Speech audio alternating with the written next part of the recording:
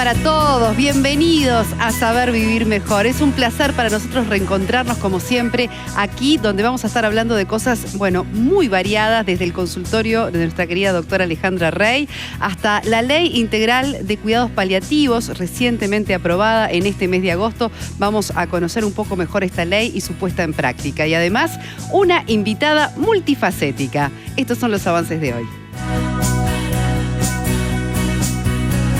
Hoy, en Saber Vivir Mejor, la doctora Rey explica las lesiones más frecuentes del hombro.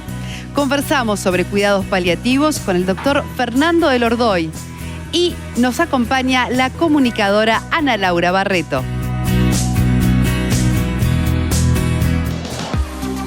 En Farmacia San Roque encontrás todas las maneras de vivir bien. sanroque.com.uy.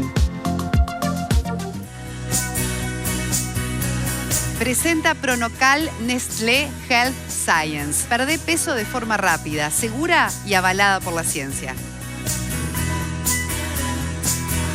Y ya la recibimos a ella, la querida doctora Rey. ¿Cómo le va, doctora? Muy bien, Soledad. Acá algunos jóvenes decían, ¿va a hablar de qué? ¿Del manguito rotador? ¿Cómo se nota que son jóvenes y todavía no les duele? Es el manguito rotador, tal cual, Soledad.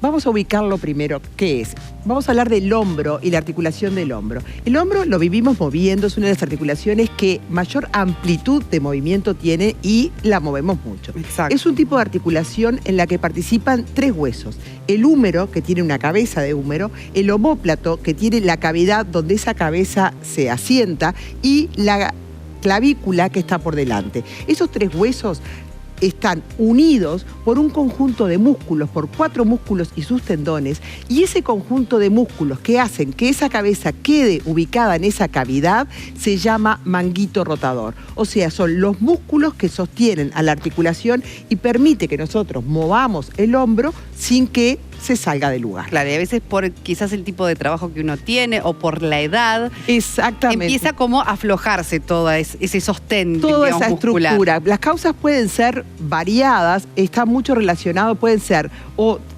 causas agudas, por ejemplo, cuando muy común estamos en el auto y queremos salir y dejamos la cartera atrás, sí, y hacemos este movimiento. En este movimiento ponemos en tensión todos los músculos de la articulación, todo el manguito rotador, y puede haber una lesión aguda o si nos caemos, un traumatismo con el brazo extendido, también se puede producir la rotura de ese tendón. Bien. Pero lo más frecuente es el tipo de dolor crónico, que puede ser por una tendinitis. La tendinitis es la inflamación de estos músculos y los tendones.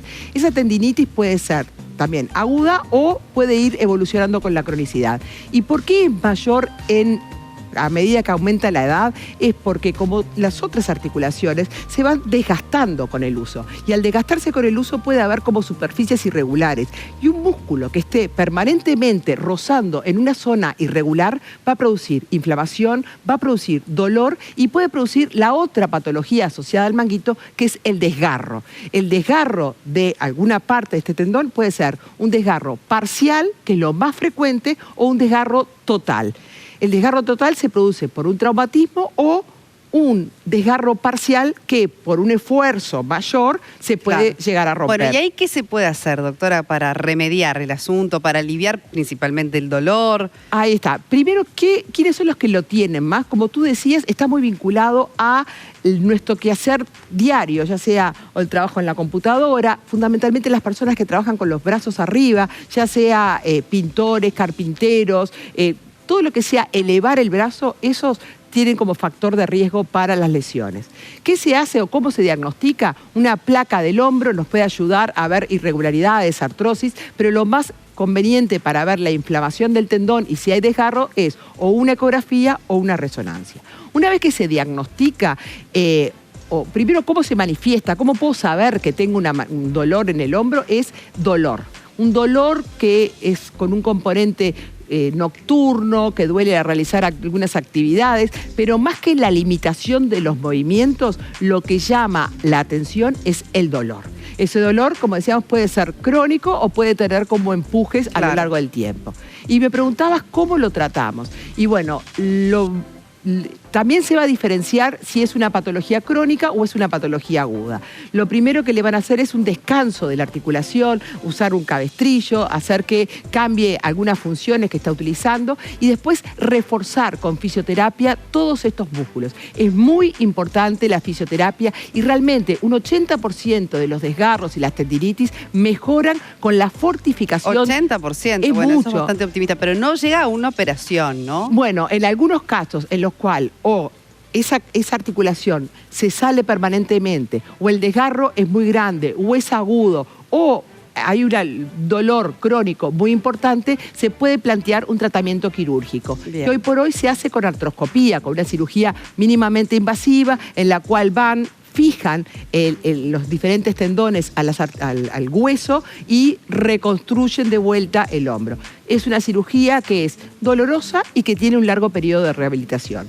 O sea, es una patología, la afección del manguito rotador, muy frecuente, que lo más importante es el tratamiento médico, como dijimos con la fisioterapia, también hay analgésicos, se puede usar en algunos casos infiltraciones y en casos más graves se puede llegar a la cirugía. Clarísimo, doctora, clarísimo, pero nunca minimizar y siempre consultar porque puede necesitar justamente del tratamiento. Exacto, porque cuanto antes se actúa, mejor va a ser la evolución. Así que estar atentos y no hacer ejercicios o forzar al hombro. Claro, cuidar determinados movimientos. Exacto. Eso me pareció muy Sí. importante. La de la cartera es muy gráfica porque además es muy Yo la vivo haciendo y me acuerdo de mi manguito. Pero como a veces ya, y sobre todo en determinado momento, empezar a tener cuidado con ese tipo de movimientos o esos pesos también que levantamos. Claro que sí. Ha sido un gusto esta parte, doctora. Nos reencontramos ahora en instantes, pero momento de contarles que, y de hacerle la pregunta de rutina que hacemos cada sábado. Si han notado quizás pérdida de visión, es muy importante que consulten.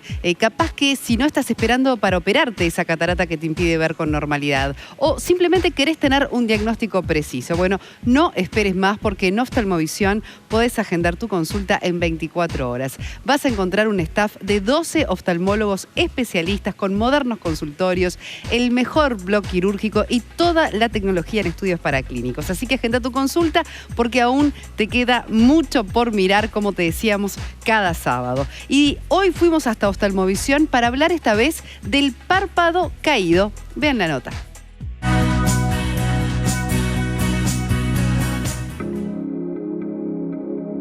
Hay veces que con el paso del tiempo la piel de los párpados superiores se pone muy laxa y empieza a sobrar.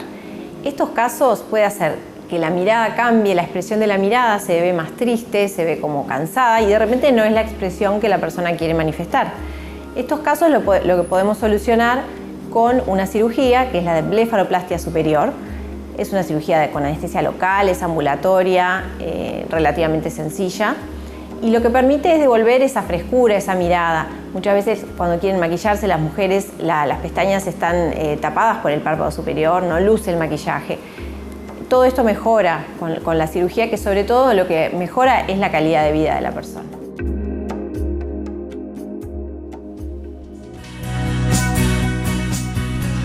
¿Y qué son los cuidados paliativos? ¿De qué se trata esta ley recientemente promulgada en este mes de agosto y que es una ley integral que nos va a dar una dimensión también del alcance que tiene, para quiénes está pensada esta ley de cuidados paliativos y sobre todo, bueno, estamos hablando de calidad de vida de alguna forma en momentos determinados de la existencia. Y para ello está nuestro invitado para contarnos y explicarnos bien de qué se trata todo esto, que es el doctor Fernando Lordoy. Es un placer recibirte, presidente de la Sociedad Uruguaya de Medicina y de Cuidados Paliativos. Es un gusto que El gusto que es nos nuestro. Muchas visites. gracias por la invitación.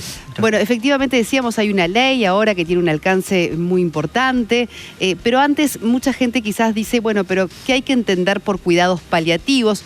¿De a qué tipo de personas nos referimos a la hora de ofrecerle el servicio de los cuidados paliativos? Poner un poco en contexto. Bueno, los cuidados paliativos pueden potencialmente abarcar todas las etapas de la vida. Y sí, desde la niñez hasta el final de la vida en la vejez extrema. Cualquiera de esas edades puede requerir cuidados paliativos. Y eso no es menor, es muy importante. Entender que también hay cuidados paliativos pediátricos, no solo para personas ¿Qué mayores. sería, Fernando, cuidados paliativos? ¿A qué denominamos cuidados paliativos? Bueno, cuidados paliativos podríamos decir que es una atención integral. Integral a aquellas personas que tienen una enfermedad amenazante para la vida. No necesariamente finalice la vida de esa persona a muy corto plazo. Esos conceptos, por suerte, han ido ampliando. Y se enfoca básicamente, como usted lo decía muy bien, y que estamos en este programa que se llama Saber Vivir Mejor, y qué momento más importante para decirlo, que es mejorar la calidad de vida, pero abarcando desde un punto de vista integral, ¿no? Abarcando el área médica, biomédica, el área psicológica, el área social. Es decir, hacer un enfoque centralizado en la persona y en su entorno. La familia tiene un rol fundamental. Y básicamente mejorar la calidad de vida en aquellas enfermedades que potencialmente no tienen una cura. Aunque las enfermedades pueden coexistir, ¿verdad? Un tratamiento pretendidamente curativo con la intervención de los cuidados paliativos. Y hay diferentes tipos de intervenciones, o sea, exacto, que hay, como tú decías, en enfermedades que capaz que tienen un pronóstico más a largo plazo y otras a menor plazo, y ustedes actúan en forma diferente. O sea, ¿podría haber una policlínica de cuidados paliativos o hay una asistencia también en domicilio de acuerdo a las necesidades? Por supuesto, y eso es así. Nosotros tenemos, nuestras áreas de atención pueden ser en el ámbito hospitalario, en el ámbito de policlínica, donde el paciente viene a la policlínica, en el hogar, ¿verdad? En el lugar donde la familia, la persona vive. Y eso es un plus, digamos, de los cuidados paliativos. Pero perfectamente pueden tener un pronóstico de vida mayor al que antes se decían 6 meses, eso ya no se utiliza más. El área de atención es multivariada de acuerdo a las necesidades de la persona. Y una vez ustedes pueden intervenir, realizar una intervención, exacto, de calmar el dolor, buscar bienestar emocional o lo que fuera, y retirarse y estar como atentos a la evolución del paciente, de la familia, del núcleo, de las necesidades. Exactamente. Históricamente los cuidados paliativos han ido metiéndose un poquito más, claro, ¿verdad? Metiéndose un poquito más. Ahora, por ejemplo, vamos a poner un ejemplo de una enfermedad como la ELA, ¿verdad? La esclerosis lateral amiotrófica, que es una enfermedad que tiene un pronóstico muy malo, ¿verdad? Y que tiene una mortalidad altísima. Inicialmente tomamos contacto con la familia para que nos vayan conociendo y sigue con su neurólogo tratante, ¿verdad? Y pueden pasar años y nosotros vamos interviniendo de acuerdo a las necesidades que tenga el paciente. Consultas puntuales por dolor, para el manejo del dolor. Y esto es importante. Antes se asociaban cuidados paliativos con enfermedades oncológicas terminales. Claro. Bien, era un 80-20 aproximadamente. 80 pacientes oncológicos, 20% no oncológicos. Ahora estamos casi 50-50 y en el futuro va a ser 70-30. Bien, hay una cosa también bien interesante, porque uno puede entender la parte del tratamiento del dolor, pero ustedes dicen vamos por más, y hay allí mucho trabajo con la familia de ese paciente, porque bueno, también hay toda una circunstancia, ¿no?, alrededor emocional, afectiva, que se ve fuertemente comprometida, más allá de los cuidados que además pueden ser muchos también a nivel físico. ¿Cómo es esa contención o el servicio simplemente que ustedes pueden ofrecer en esas situaciones? Bueno, es tan así como usted lo dice, que muchas veces la intervención con el paciente del porcentaje de la consulta es el menor. A veces podemos estar 10, 15, 20 minutos con el paciente y logramos controlar lo que tenemos que controlar. Si estamos 45 minutos, 1 hora hablando con la familia, dándole contención.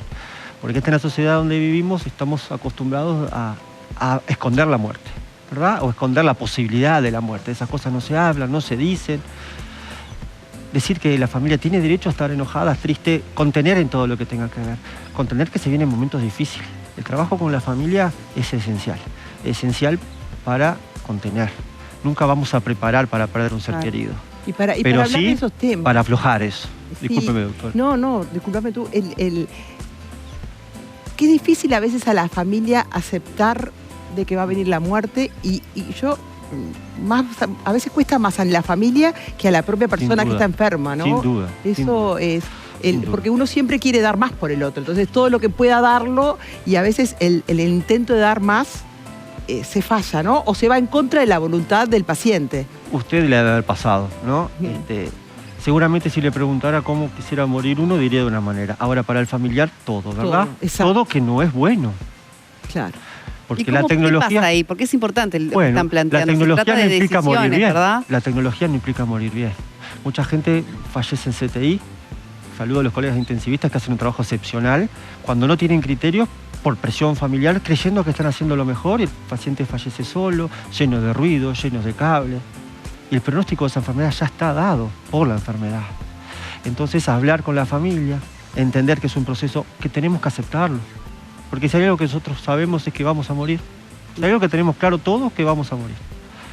La medicina lo que hace a veces es algunas causas reversibles, pero la muerte no la puede evitar. Y eso no lo entendemos. No lo entendemos. Ahora, ¿qué pasa con la decisión y la voluntad del paciente de esas circunstancias, verdad?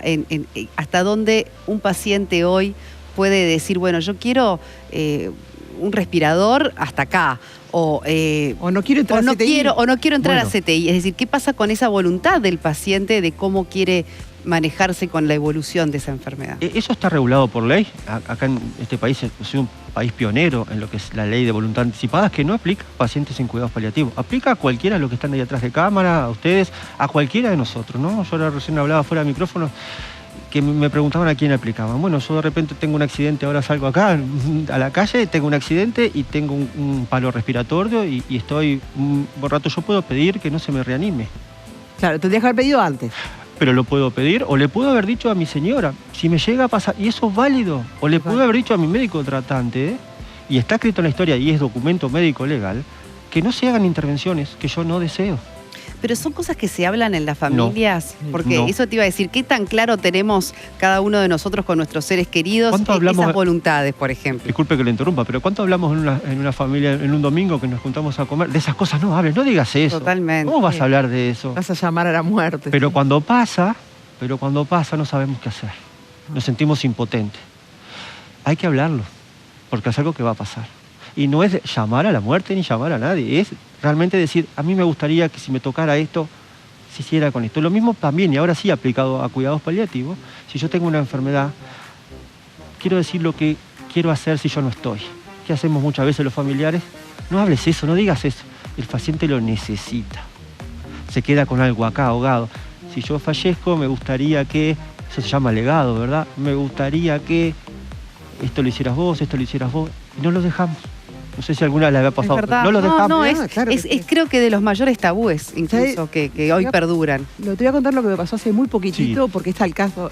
Paciente con insuficiencia respiratoria crónica, ya trasplantado más de una vez. O sea, cuando nosotros ya teníamos, lo hemos hablado, él y la familia, y ya sabemos que él no va a ingresar a CTI. Y en un momento ingresó por una insuficiencia respiratoria, infección. Él estaba muy grave y le pusimos una sedación. Cuando le pusimos la sedación, él habló con toda su familia, vinieron todos a saludarlo y tal. Y él me decía, yo con esto me voy a morir. Yo decía, yo no sé, yo te voy a poner la sedación para que tú descanses, para que no tengas fatiga, para que no tengas falta de aire. Y él estuvo 24 horas con la sedación. Con la sedación creo que durmió 8 horas, 12 horas, pudo descansar. Después se despertó, comió, ¿no? Se fue de alta para su casa y sigue.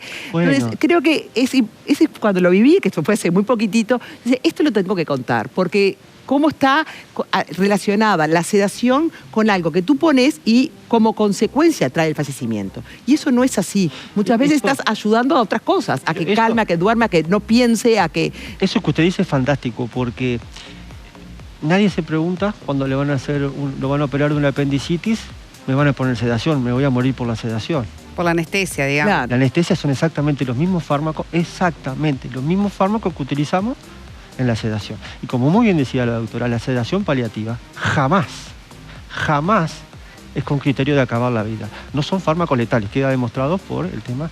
Y nosotros lo utilizamos ante la presencia de un síntoma refractario. Y eso es una definición muy importante. Síntoma refractario significa aquel síntoma que no logramos controlar con las dosis habituales que necesitamos sopesar la conciencia. Es decir, como hizo la doctora, una disnea quiere decir una falta de aire, importante. Sensación de ahogo.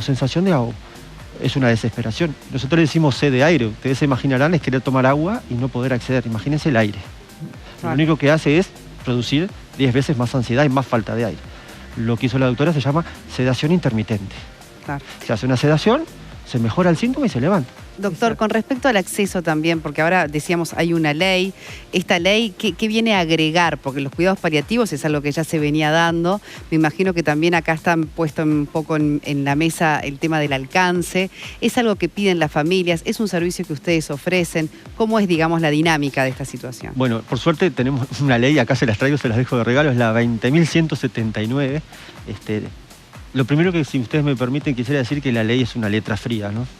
Si nosotros no insistimos para que se reglamente, que llegue, que baje a la tierra, queda en una ley muy linda escrita. Como muchas leyes. Como muchas leyes. Y esta ley especialmente necesita una muy buena implementación, una muy buena reglamentación.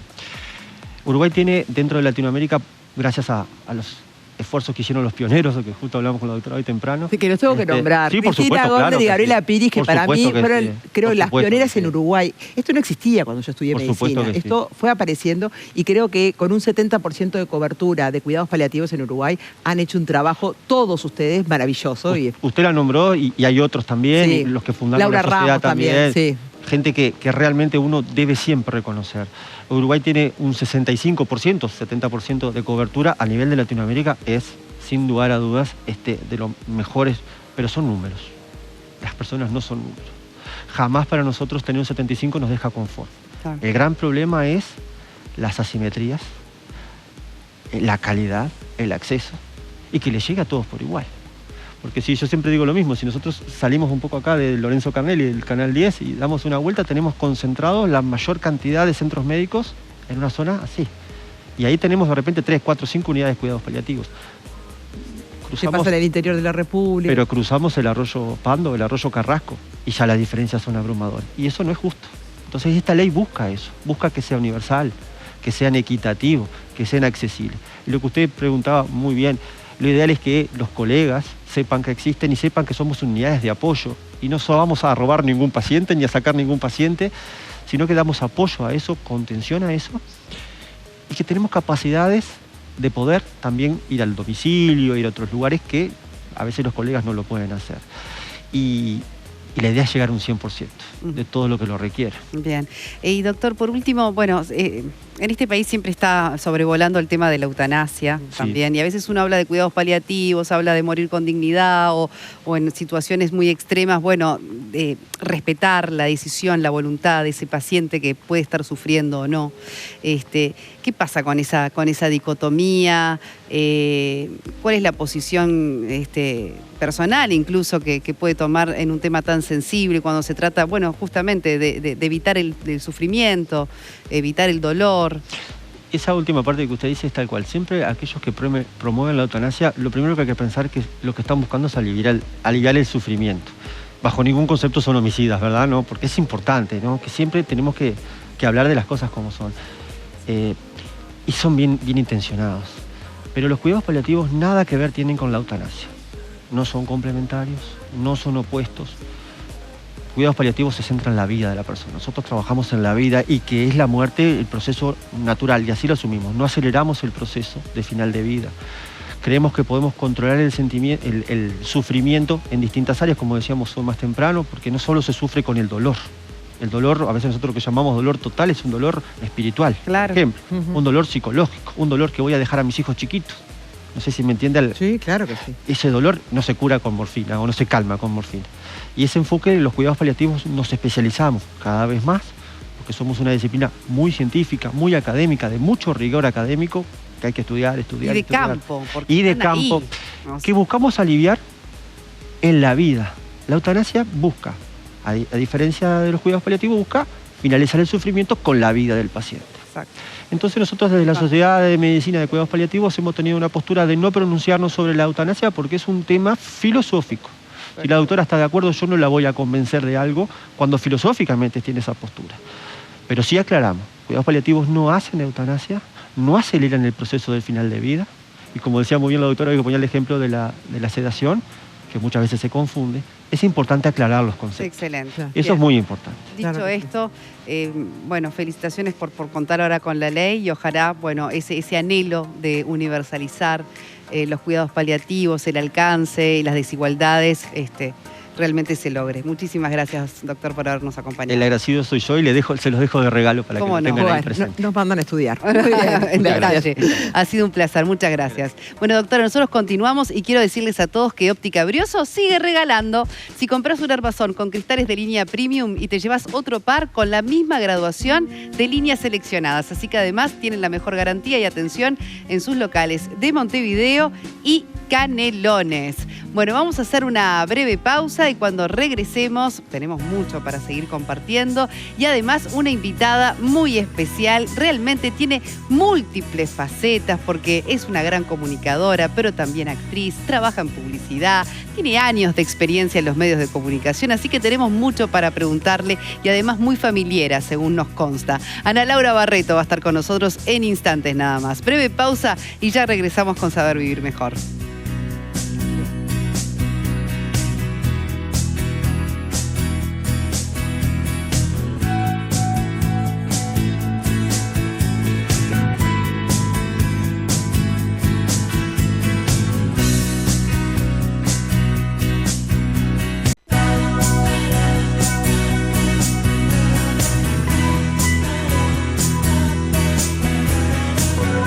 Continuamos en Saber Vivir Mejor. En un ratito nada más conversamos en el living de Saber Vivir Mejor con una comunicadora de esta casa multifacética, muy alegre, muy amorosa y que además, bueno, muy familiera, y en esa faceta también vamos a estar profundizando. Pero momento de decirles que Heladería Los Trovadores se está renovando siempre, haciendo sabores nuevos, diferentes, únicos, con la calidad y tradición que los caracteriza.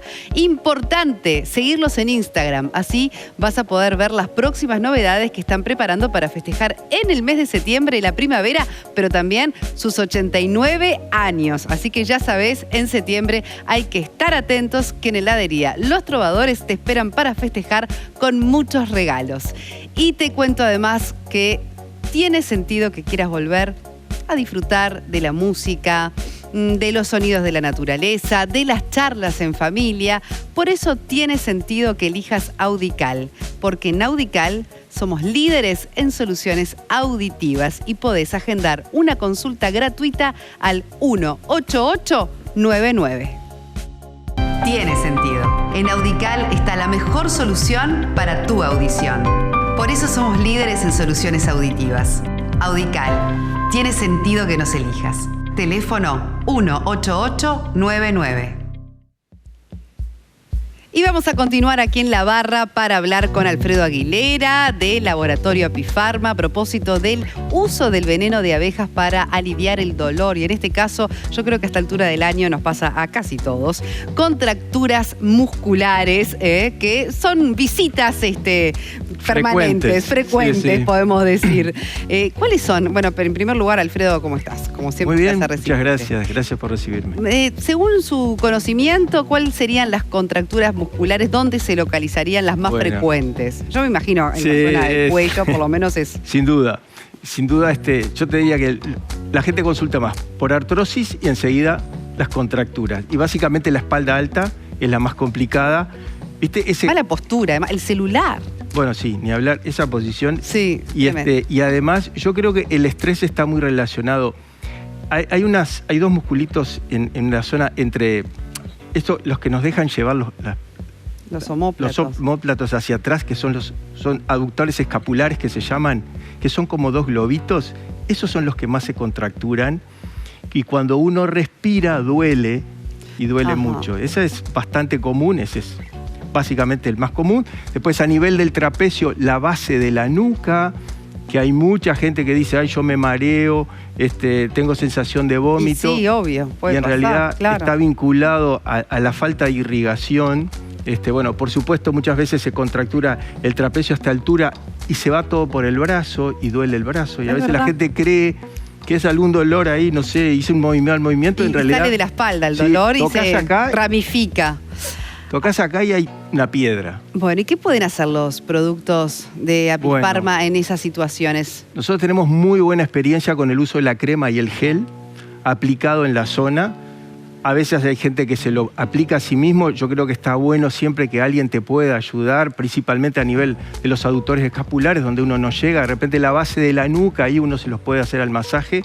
Pero la crema y el gel dan muy buenos resultados. Repetimos lo de siempre, 4 o 5 veces por día. Y si no, por lo menos antes de dormir, está muy bueno hacerse ese masaje. Si es algo puntual, la crema lo saca y lo saca muy rápido. Si son tenemos un trabajo muy estresante y sabemos que en determinadas épocas o estamos mucho tiempo contracturados, complementarlo con los comprimidos de Apitoc da muy buenos resultados. Bien. ¿Serviría también para los dolores musculares producto, por ejemplo, del ejercicio físico? Ese tipo de que no son tanto del estrés, de la mala postura, sino simplemente de la actividad física, por ejemplo. Sí, los que hacemos ejercicio después de los 40 y se nos va la mano, Ahí esos está. mismos. Los que no saben regular las pesas. Sí, sí. Bueno, todo eso, el uso de la crema enseguida del baño, después de volver del ejercicio y pasar la crema o el gel, si está poco contracturado el músculo, se distiende rápidamente. Bien, porque lo que hace...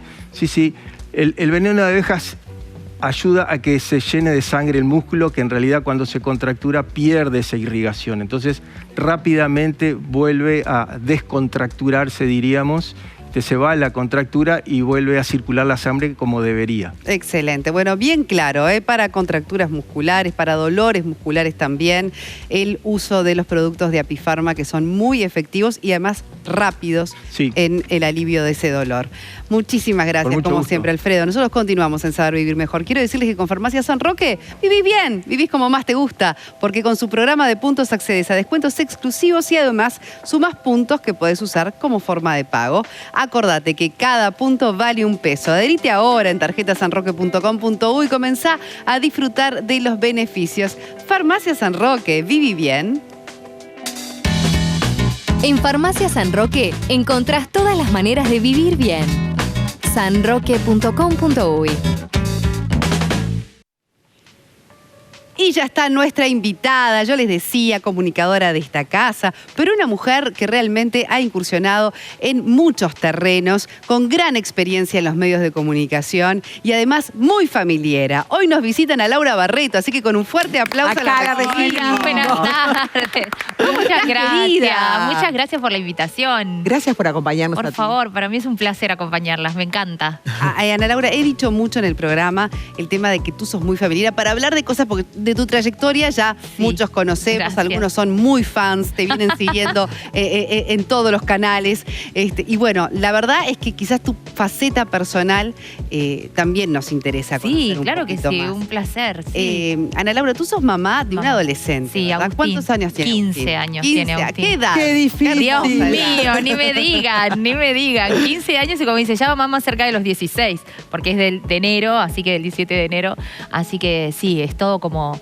Vamos aprendiendo juntos, en realidad. Es un poco eso. Es mi único hijo, Agus, que obviamente es la luz de mis ojos. Como toda madre, un lindo vínculo. No, precioso. También está bueno porque has logrado eso, ¿verdad? Decís que tenés mucha comunicación con él. Sí, es verdad. Entonces está buena la experiencia también de una mamá, de adolescente. A ver, ¿qué nos podés contar del aprendizaje que tenés como mamá en ese sentido? Es que es eso, Sole, imagino que a ti te debe pasar lo mismo.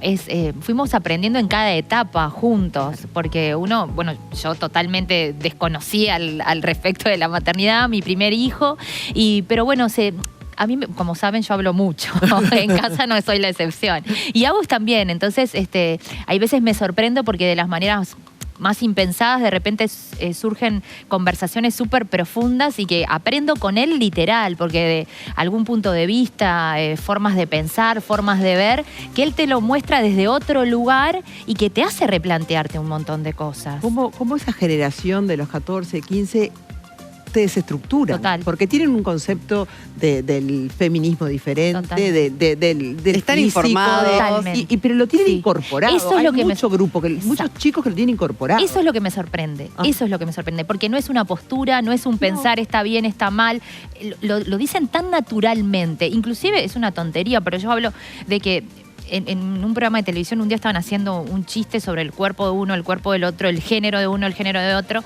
Y me acuerdo que lo miro a Agustín y dice, yo no entiendo lo que están haciendo. Pero desde un lugar de que realmente le parecía totalmente irracional e inentendible reírse de esto a esta altura. Incluso es tema de conversación, porque cuando nosotros le explicamos de que, bueno, que antiguamente la gente se reía de estas cosas y que se cosificaba, no puede entender cómo así pasaba. Pero es como decías tú, tienen otro chip. Es otro chip. Ya ni se lo plantean. Y los Y educan me a encanta. nosotros. Ay, Sí, claro. sí. Me encanta eso. Y bueno, ese diálogo también se da. Además, tengo sobrinos también. El hijo de mi hermano tiene 14, porque es del mismo día de mi hijo, pero con 1 año de diferencia.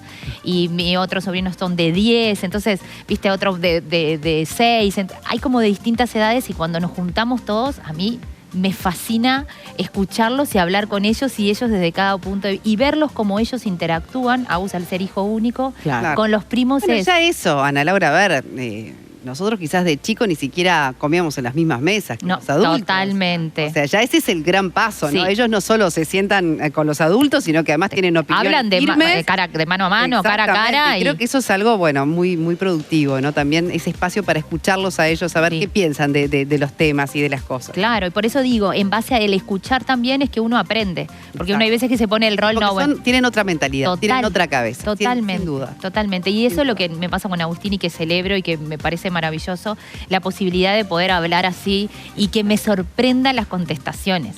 Pila de veces. Entonces, eso digo, bueno, es como que a uno, porque uno no sabe si hace bien el rol de mamá, si lo desempeña bien, si lo desempeña mal, pero después cuando lo escuchás hablar desde esos lugares o que de repente los amigos, conversaciones, vos decís, bueno, entonces las cosas las se estamos están haciendo haciendo, bien, se están se están haciendo, haciendo claro. bien. Después, claro, es individual y personal. Y Ana Laura es periodista de entretenimiento. ¿Cuál es el rol en el cual te sentís mejor? Actualmente estás con 2 programas, ¿verdad? Sí. Dale que va. En Dale aquí, que va los Canal sábados, 10, en Canal los 10. sábados. Y después Basta tenemos de Basta Cháchara en Canal ¿Cómo me 5? gusta ese nombre? Basta de Y bueno, lo que me pasa es que encantó. nosotros somos muy chacharacheros. Es muy difícil, entonces en algún momento el programa nos tiene que llamar a que por favor basta.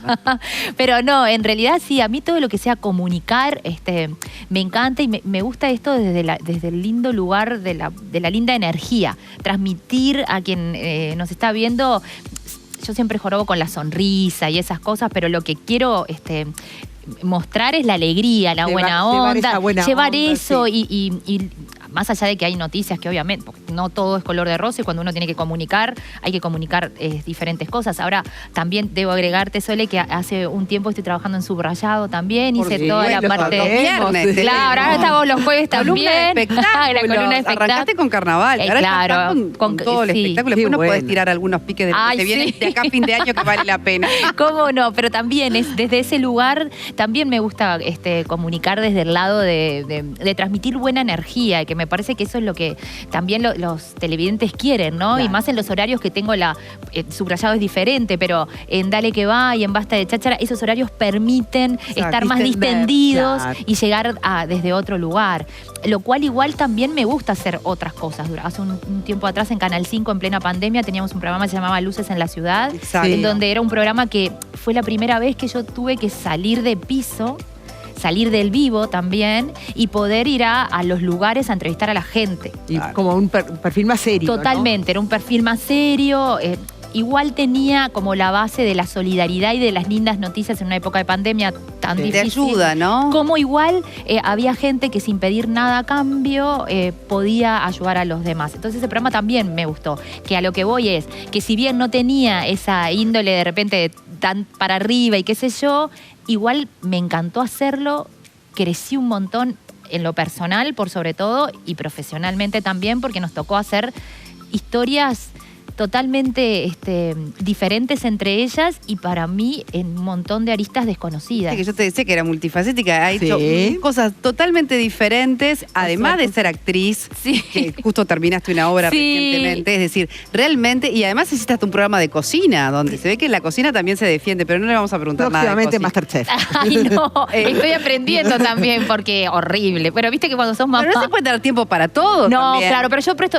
o sea, para mí la actitud es fundamental. Claro. Uno tiene que tener ganas de querer que salgan las cosas y entender que, bueno, hay veces se puede quemar alguna que otra cosita. Pero, por favor, Pero mira a nosotros que- nunca nos pasa, No, pero digo, no, a la gente pero- le pasará. Lo nuestro, Viste que en para- lo algún nuestro momento sucede. Ana Laura, y tener los sábados durante tantos años de tu vida, porque salvo un breve periodo, Sí. siempre ocupado, trabajar siempre los sábados. ¿No llega un momento que dijiste, ay, bueno, che, qué ganas de liberarme los fines de semana, trabajando además durante la semana, Claro, ¿no? no. ¿Cómo ¿Sabes? es esta dinámica? Incluso también hemos llegado a trabajar los domingos. Los domingos porque también. hicimos acá Totalmente. Dale que va los domingos también. No, es que no, a mí lo que me pasa es que de verdad, capaz que parece como cursi o que, pero lo siento así. Yo soy una agradecida de poder estar trabajando en lo que estoy haciendo, que es lo que disfruto y amo y me encanta. Entonces el levantarse y decir, ay, tengo la suerte, la bendición de poder ir a hacer lo que a mí me gusta y que me paguen para hacer esto, yo lo veo con una sonrisa. Es real que en algún momento estás agotada, Claro. que decís estoy cansada, pero ahí es cuando cambias el chip y decís, pero estás cansada de hacer lo que a vos te gusta. Entonces los sábados ya se ha vuelto tan la rutina. Sí, desde Que los ni- 15 años que estás trabajando. Desde los en 15, los sí. medios. Sí, que empezamos allá en Jugo de Colores, en un Es programa infantil. impresionante. Y también nos tocó hacer fin de año en vivo durante Sí, muchos años. pero claro. se parece un carácter, viste, de esos que no se quejan, ¿no? No, ya lo No, digo. trato Muy de buena no. onda y Sos una comunicación. personalidad así como Trato muy, de, sí. muy para arriba. Es que eso es muy heredado de mi mamá. Mi mamá siempre tuvo un montón de problemas de salud y qué sé yo y qué demás, pero vos nunca la notabas que a estuviera pesar de lo que le pasara, se quejara. Ella siempre estaba tratando de buscar el lado positivo, por así decirle. Obviamente que tenía todo como todo. No es que yo siempre esté así para arriba ni No, nada. no, pero bueno, trato de. en esencia, y sobre de vivir todo con esa desde energía ese y lugar. transmitirla. Exacto. Creo que las Ahora, dos cosas Ana son muy Laura, válidas. también, bueno, a propósito de tu mamá, porque es hermoso tener un ejemplo así Sin de duda. mamá y haberlo podido también aprender de ella y demás, pero también fue una pérdida muy dura el momento de tener tu hijo. Totalmente. ¿no? Tú tuviste tu hijo y a los pocos meses, Al mes, exacto. al mes perdiste tu mamá. Y pasa en la vida, ¿no? Sí.